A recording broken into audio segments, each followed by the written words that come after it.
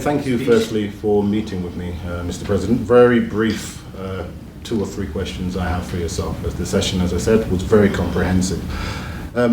New African and African Business, that's where the feature will actually be published, so we'll send it out to you for publication. The subject of IFF has reached quite a robust momentum and stage of action at the moment.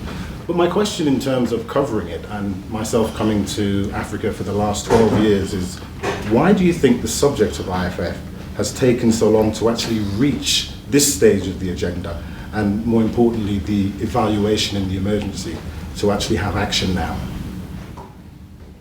Well, I mean, part of the reason I think on the continent is that it's really just a matter of knowledge.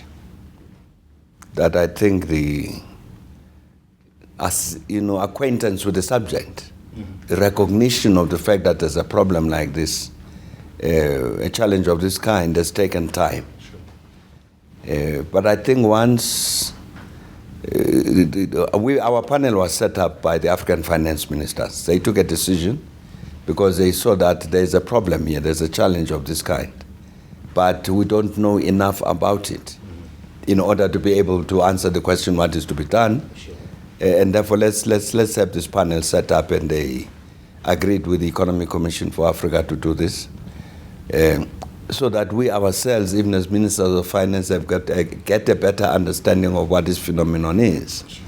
So I'm saying that it's been really a problem of understanding of education on the continent. But I think now we got to the stage when people have now recognized right across the continent that's a challenge which has to be addressed. I think globally what has helped in this regard is that the major Western countries found that this is their problem as well. Because as you've seen, they discover that these big multinational companies based in their countries, they go and take a lot of the profit they make into the tax havens. So you got billions that don't come back to the States or the UK or someplace. And so they find themselves, the government, that it's in their interest that this question must be dealt with. So there's a coincidence, time-wise. I think there's a coincidence. So then you get this matter raised at the G8, you get matter raised at the G20. We must do something about these tax havens. We must do something about these companies that are evading tax. Matter comes up to the European Parliament. No, all of them. These international companies must report country by country. They were addressing a challenge which faces them. They were not addressing these things in order to help us. They were helping themselves. But as I say, time-wise, the focus then coincided. So that by the time we as an African panel go to them to say, look, here is a problem we're facing as Africans, and this is what we think needs to be done, you find people who got ears open because they are faced with the same challenge. So that becomes that is easier to internationalize the focus and response to the issue. Okay, that's pretty clear. I think it was brought up by one of your panelists in terms of that there isn't actually a target at the moment for reducing IFFs, and probably one of the reasons for that is because there's no real metric. You can't really measure in that sort of sense. Would you share that analysis that is a key problem that needs to be addressed also as well? Yes, I mean, I think it would probably be premature to say, let us reduce these illicit outflows by 50% by 2030. Because even if you take the figure that we have used, the figure of $50 billion that Africa loses every year, that's actually a partial reflection of the loss, because that figure reflects misinvoicing. What it reflects is the amount of money that the continent uses as companies over-invoice what they import into the countries and under-invoice what they export. Now, that's only one form that the illicit outflows takes. There are other forms, like this transfer pricing, for instance, which is when one of these big companies trade within themselves. Like, for instance, you've got a mining company in South Africa, which set up a service company in Bermuda. And so gets its services from what appears to be an independent company and buys those services and pays. And of course, the subsidiary in Bermuda overcharges them. And so they pay, they export foreign capital from South Africa to pay for the service rendered by the company in Bermuda, when in fact it's their subsidiary. But that is not measured. This 50 billion does not cover that. And the reason we went that route is because we wanted to be accurate in the figures that we cite. Unfortunately, the IMF, both the IMF and the UN, they maintain particular sets of statistics about trade. So you could use those actual figures. The data is there to calculate this misinvoicing. The data isn't there to calculate other forms. So if you said, now, let's make sure that in 15 years of the new sustainable development goals that will be agreed later this year, let's agree that in 15 years we will cut these illicit outflows from Africa by 50%, which means you come down from 50 to 25. That won't be the truth. Because I'm saying there are so many other forms which the illicit outflows take, which are not covered by this 50 billion, because the way of calculating them is not very precise. So we said, rather than suck anything out of our thumbs, let's use figures that we can actually substantiate with real data. So it would not be correct. It's our figures are an underestimate. Okay, that's clear. I'll give you my final question. I'll make it very easy for you. I mean, you talk cohesively in terms of the campaign that you're having, which involves a menagerie of actors from civil society, advocacy groups.